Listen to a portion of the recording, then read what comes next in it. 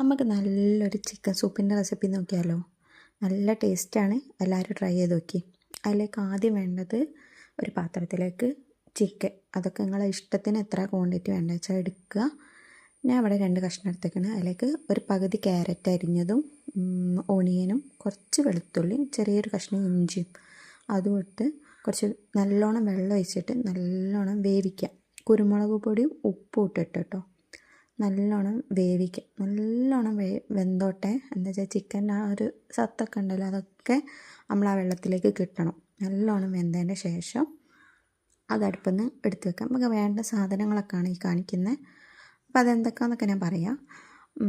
ആദ്യം കുറച്ച് ചെറിയുള്ളി, ഒരു 5-6 അല്ലി ചെറിയുള്ളി അരിഞ്ഞതും ക്യാരറ്റ് നീളത്തിൽ അരിഞ്ഞതും ഇട്ട് നല്ലോണം വഴറ്റുക. പിന്നെ നമ്മൾ ഇടുന്നത് ക്യാപ്സിക്കും സ്പ്രിംഗ് ഓണിയനാണ്. അത് ഓപ്ഷണലാണ്, ആവശ്യമുണ്ടെങ്കിൽ ഇട്ടാൽ മതി.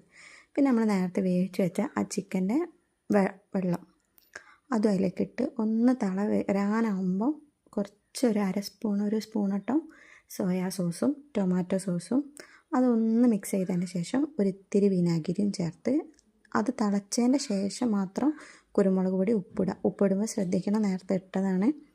പിന്നെ ആ പിച്ചി വെച്ച ചിക്കൻ നമ്മൾ വേവിച്ച് 2 സ്പൂണ് കോൺഫ്ലവർ ഇട്ടിട്ട് കലക്കിയിട്ട് അതുപോലെ ചേർക്കുക. 2 കോഴിമുട്ട അടിച്ച് വെച്ചതും അതിലേക്ക് ചേർത്ത് ഇളക്കുക.